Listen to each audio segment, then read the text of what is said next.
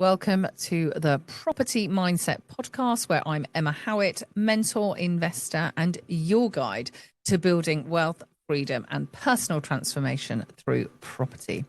Property is not just about bricks and mortar, it's about building a life you truly desire.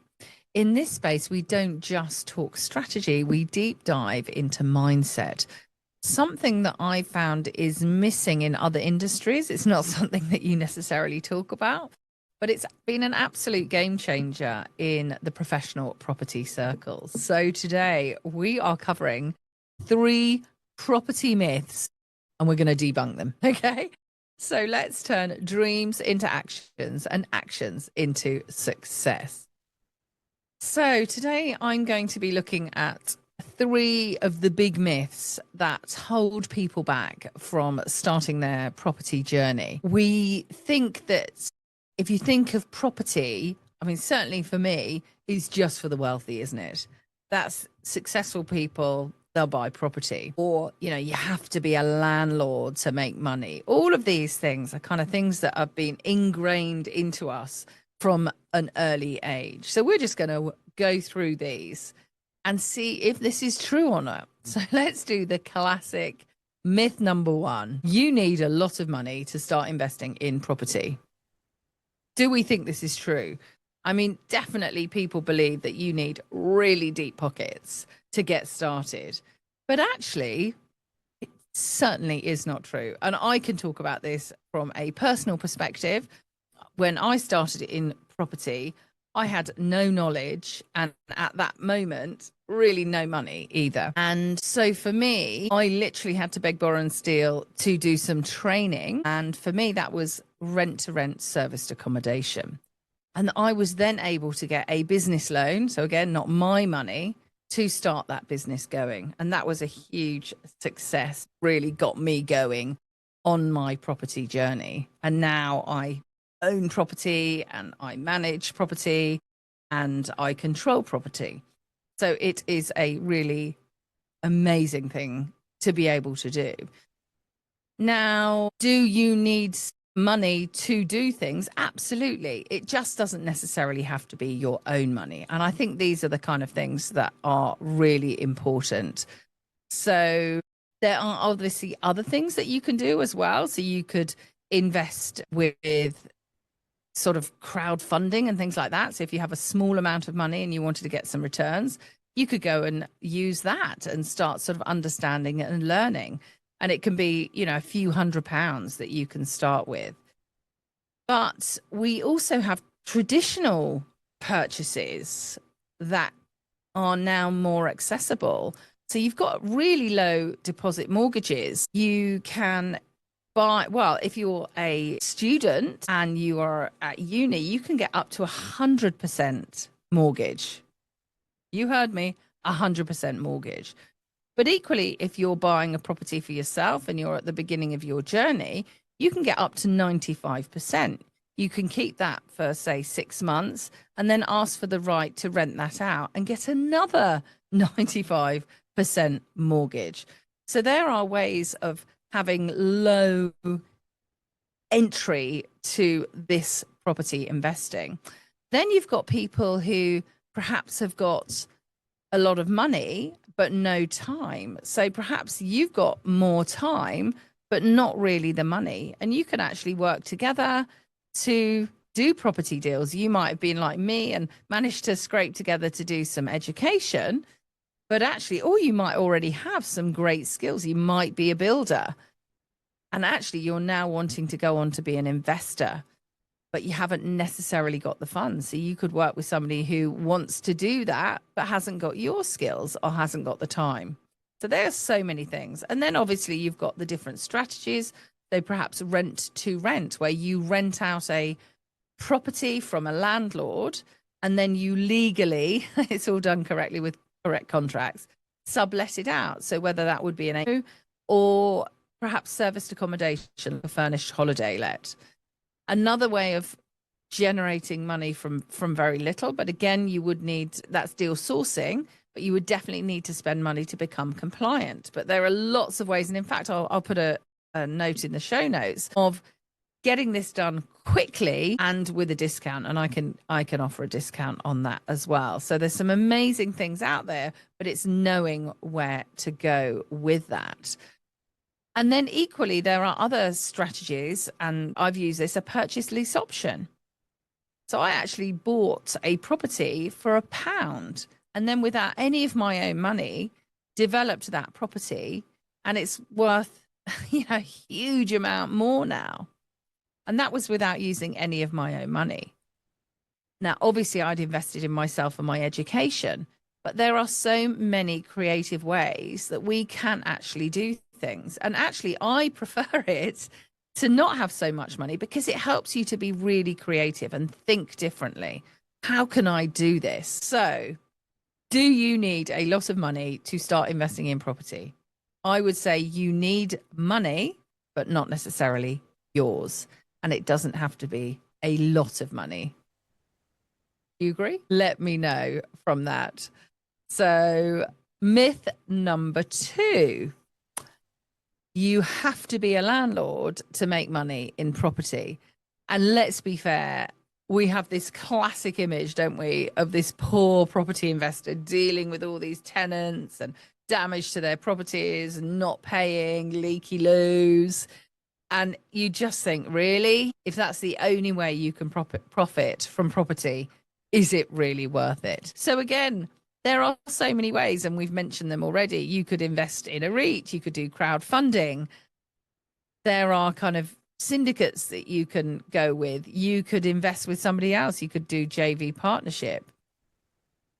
That's like you're acting as like the financier, for instance, and then you earn interest. But do you have to be a landlord? So this is where I suppose it becomes a bit grey. So, for instance, you could use serviced accommodation. So that's a business. That's like a hotel. Are you their landlord? No, you are literally looking after them in a hospitality business.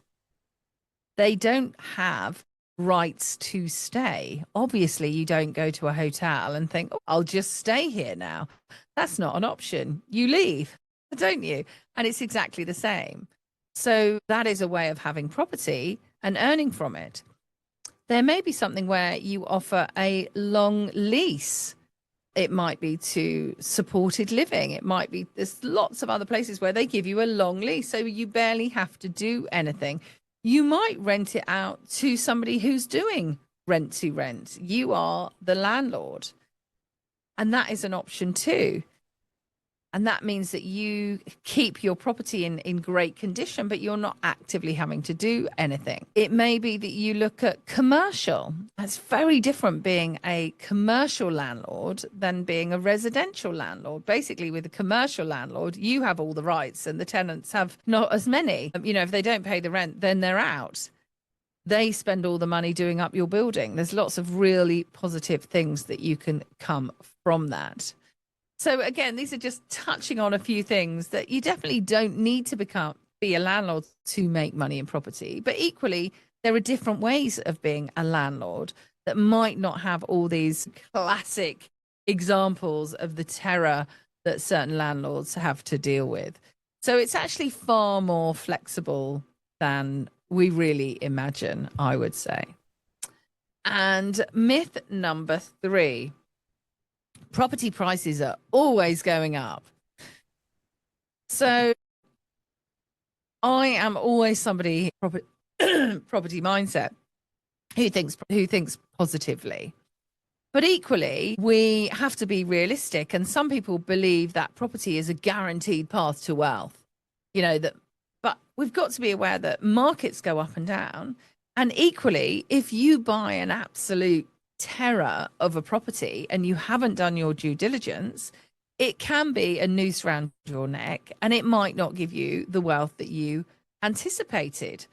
And we definitely do have fluctuations. You have economic cycles, there's local demand, so many factors that come into it. There might be a promise of a huge development that falls through and actually the town loses its funding, the government, the local council goes bankrupt. We're hearing things about that. But it never goes back, though, to 50 years ago. Like, my mother-in-law bought a house for £7,000. Oh my gosh, can you imagine? It's just never going to happen. Inherently, it will always go up in some way, shape, or form. And we have to remember that if you're investing in the UK, which is where I do, we are on a tiny island and we have got massive population. And so we are squeezing ourselves. And so therefore, with demand and requirements, it's always going to have this positive way. And plus inflation, so money, the value of money, we need more money to buy more things. So the reality is that property is definitely a long-term investment. Really think about where you want to go with it, your journey, your strategy, how you want to do it. But of course, it does grow over time. But there are no limits. If you're going to go and buy a load of absolutely terrible properties, then, I can't help you, and your guaranteed path to wealth is definitely not going to happen. So this was a quick one just to let you know and to debunk these myths so these do not stop you from exploring property as a way to build your wealth. And remember that you have to have the right strategy and a clear understanding of how it works, how to do the due diligence, what's right for you. And this is why I love mentoring people, because people come, don't they? And they're like, oh, I don't know what to do. I'm so frightened. These are all the things that I've grown up with knowing. But actually, I help debunk that. I help you understand what is it that will work for you, your situation, your resources, your time, your love. What do you enjoy doing? What do you like spending your time doing? So do let me know if you have any myths that you would like me to tackle, then do let me know. So today we have debunked 3 very important elements around investing in property. And do remember, property success isn't just about what you do. It's about how you think.